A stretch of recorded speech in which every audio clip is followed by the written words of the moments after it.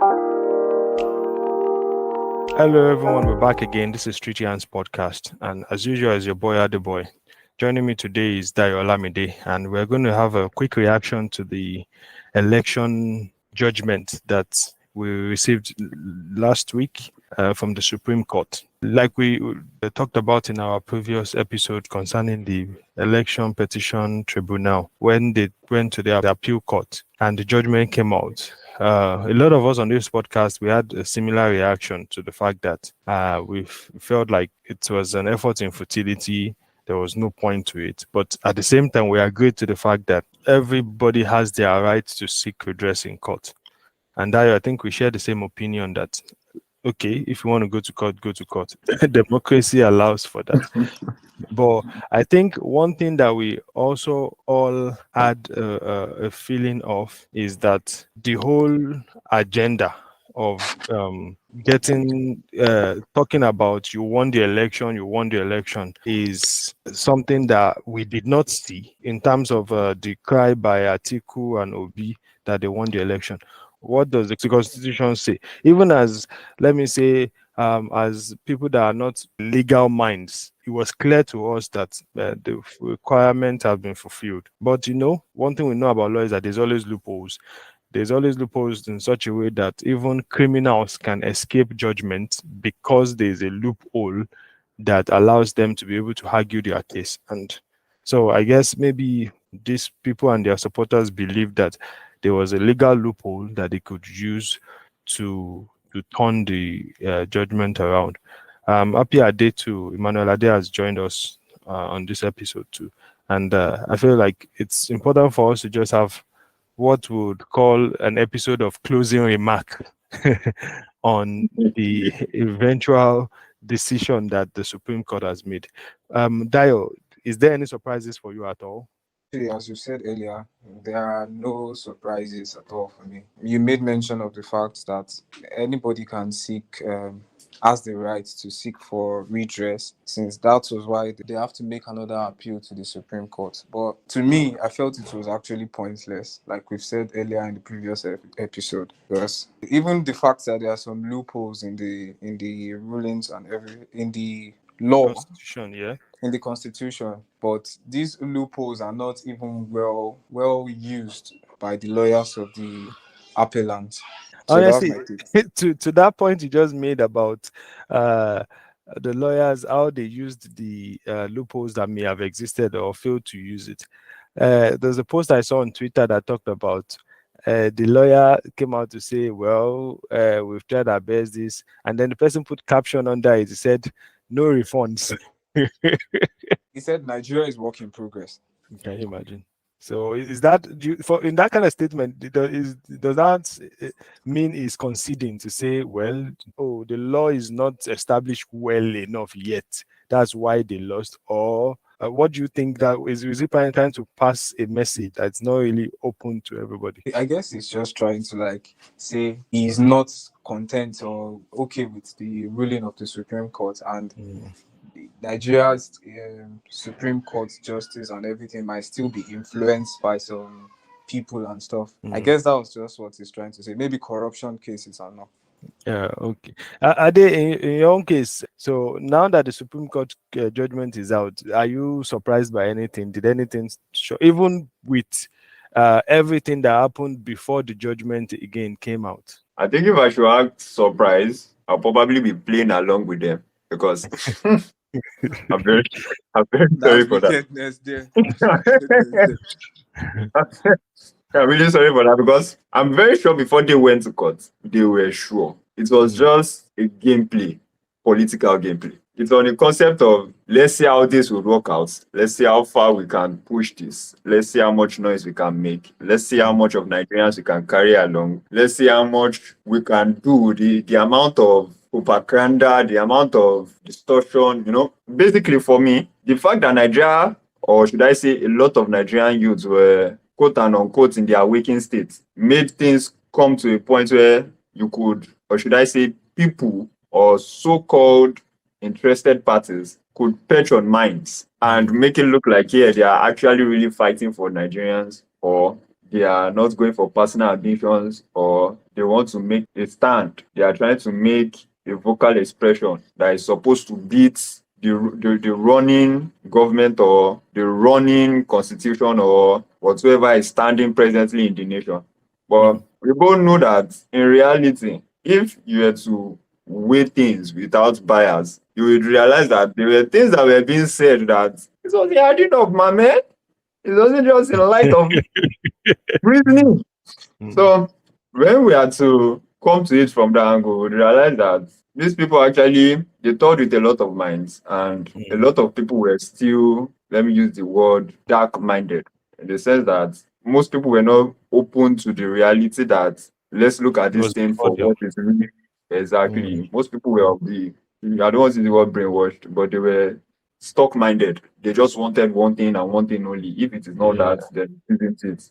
I can still remember reading people's response to what is presently going on, and people are still saying, although we know, yeah, the system has its loopholes and it's corrupt and everything like that, but we still have people who are dogmatically saying that simply because it isn't the third runner up, who is not even the second runner up, then we can conclude that the whole thing is false. Since it's not the third runner up that came up first, the whole thing is false. I'm like, wait, how did you think it will go that some way, somehow, they'll just cancel number one and then And realize number number two also cheated or had two. some issues, and then the third runner up will just come to the first?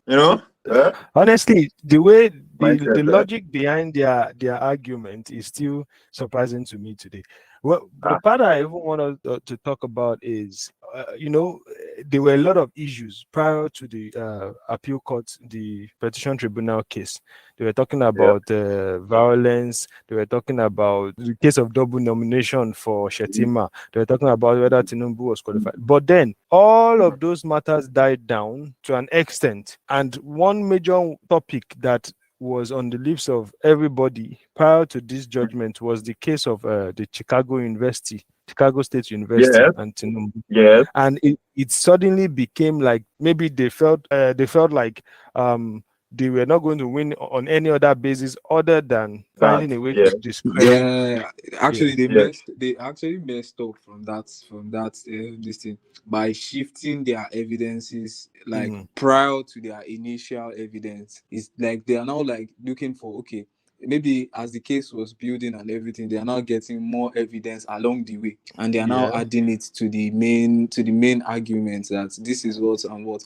And I guess in that way also they also tampered with, I didn't really get that part well, but I felt they also tampered with the Credibility of their constitution. own case too. Yes, the credibility of their case and the constitution, that they are even shooting themselves by the foot with that, with those things that they did at the later end, because they did not use it at the initial stage in the beginning. They were Because just bringing it up later. at the end of the day, well, I think on one part, because the constitution says that there's a period of time that you must file your appeal, they had to rush to the tribunal. At that Mm-hmm. point, I guess they had not gathered all they needed to get Information from, needed. yeah, and then by the time they got a favorable judgment in the US, I think it was a court in Chicago that compelled the school to release Tinubu's records.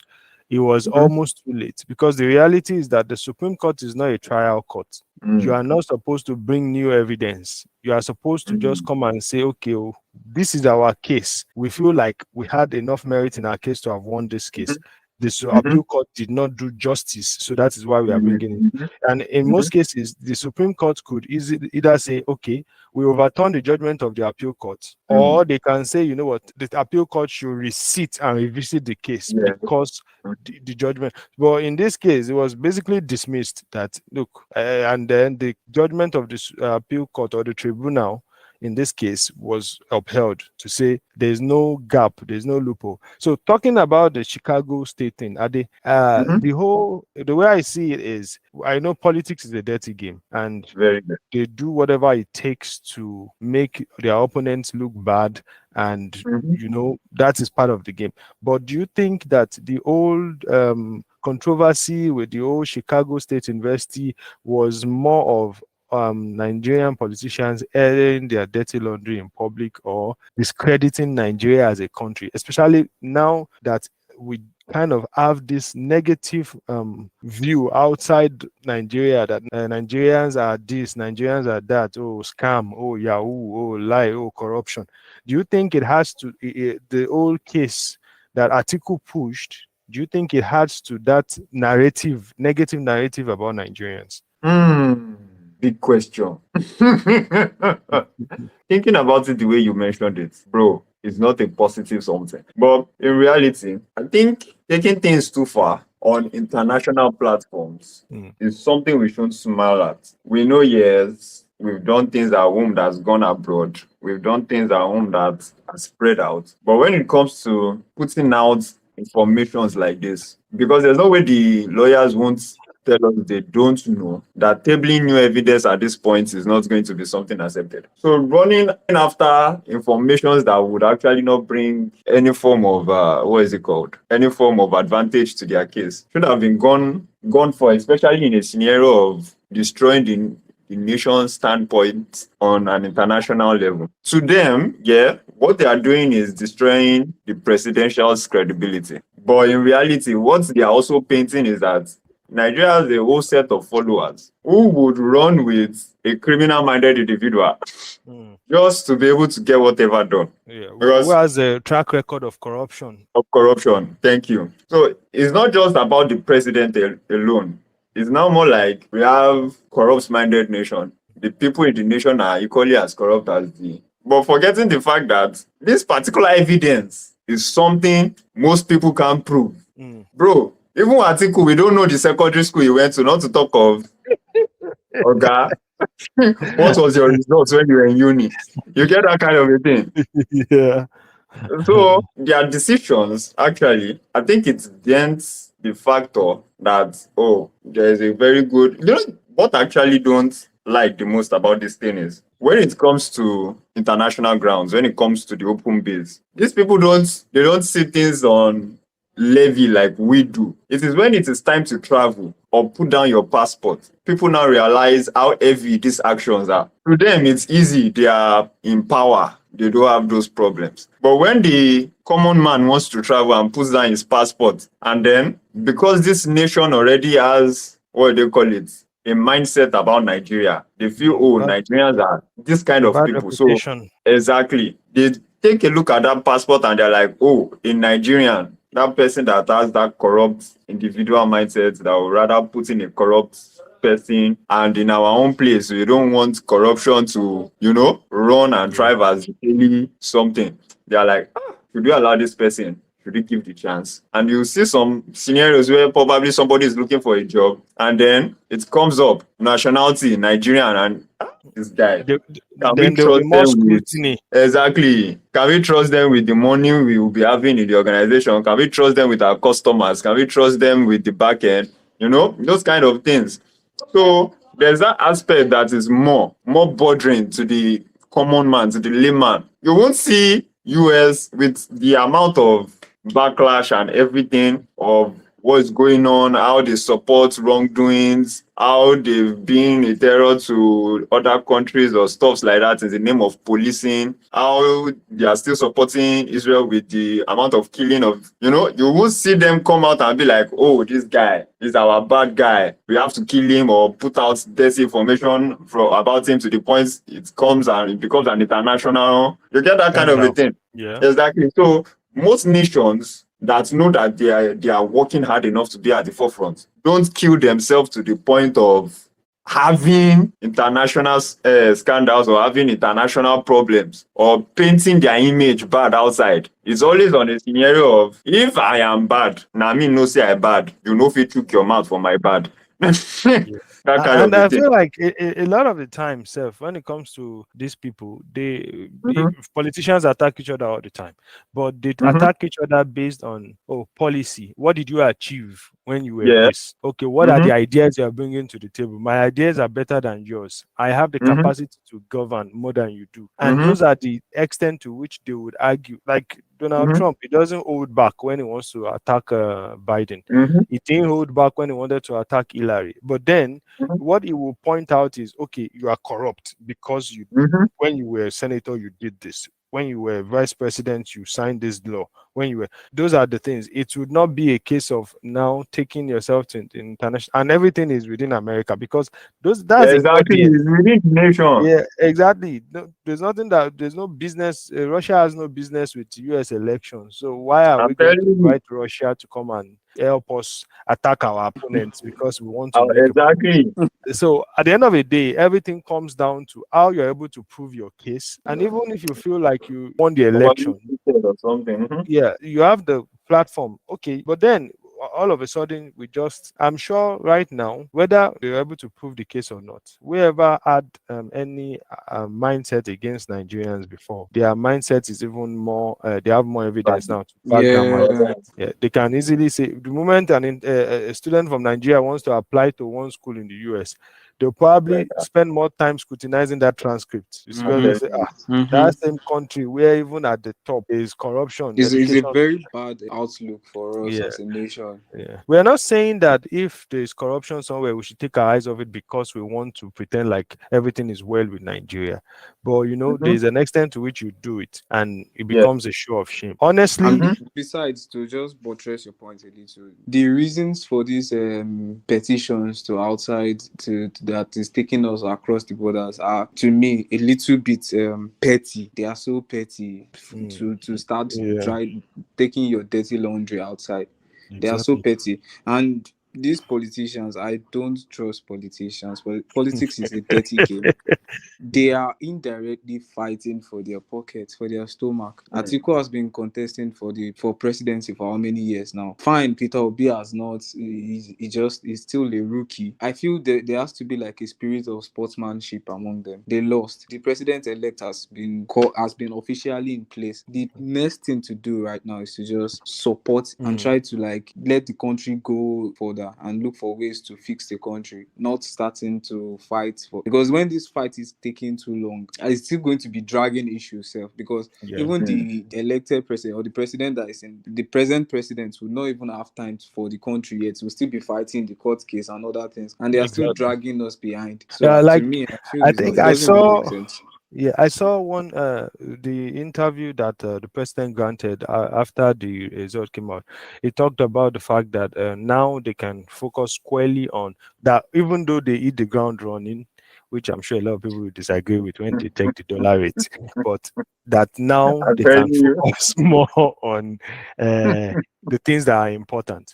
And it still sounded more like he was willing and willing to work with those who lost, with that, okay, that if you have any contributions to this government is open to their to ideas and stuff. For one, I'm relieved that the case is over, because I kind of have this general feeling that for as long as the court case was over and over the president and this administration, it was affecting the credibility of the government.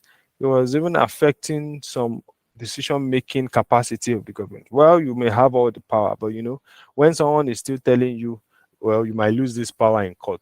You might lose this power in court.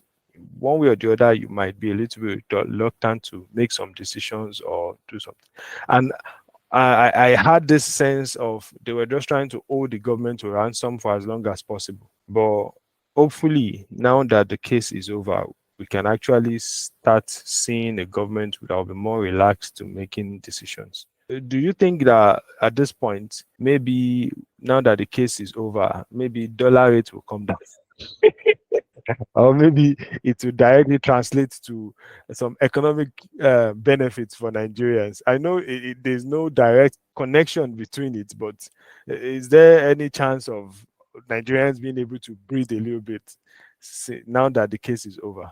I would not be so concise about this matter, because it all boils down to what the present administration has to offer. They are the one in power. It depends on the policies that they pass down to us and everything that would influence the dollar rate and other things in the country. If there's unity and maybe all of them are quite working hand in hand. I believe maybe that's why I said it just boils down to the current administration, the leader. If it is not also like he's also fighting for his stomach and he has the best of the country at heart, I think he might make policies that will better the country. Because I think even recently, I think the dollar has quite reduced. It was going higher, but I checked recently and it has reduced. Maybe we just have to keep our fingers crossed and see what will happen. You know, the funny thing about foreign exchange, these economic indices and things is sometimes they can be so fickle that, okay, for instance, I remember when all this Dogecoin, Bitcoin, everything was trending then. Elon Musk can just go on Twitter and tweet something, and by the next day, Dogecoin will go up just because he tweeted something about it. And so sometimes when election is coming around, because of the unpredictability of the whole thing, you see stock markets, those the movements on the stock markets that will affect the economy. People start dumping stocks, people start buying, people. So at the end of the day, I feel like indirectly, maybe foreign investors that are not so sure where this case is going, you get.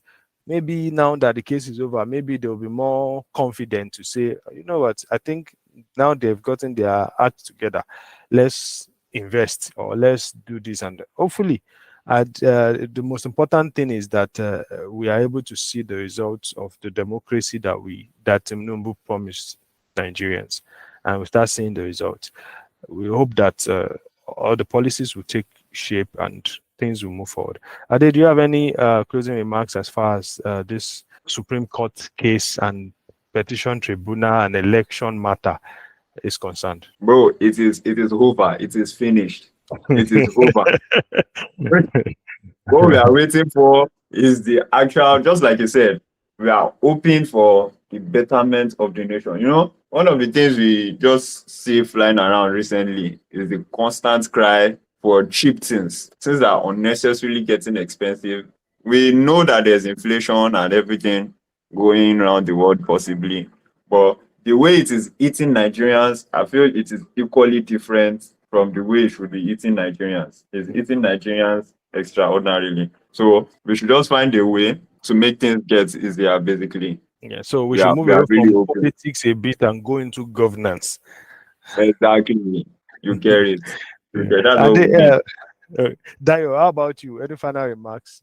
Is it time to move on? Actually, just for a little bit of diversification, it's not like our conclusion here is that the whole election procedure was all fair or was that there was no mistake or anything. Yeah. So it's just that it wasn't all, there are loopholes in the election and everything, because when they said that they will use the internet portal and everything, and still it didn't work. But there are also supplements to back that up with the manual stuff. So it was like a situation for check and balances, and we are not 101% confident that because we are not in the district, but we have to just obey the law. The Supreme Court has ordered their ruling. They've said this is the president. We just have to accept the president. Going against that by saying he is not the president, I think is a punishable offense in the law itself, because you are defying the law already. So please,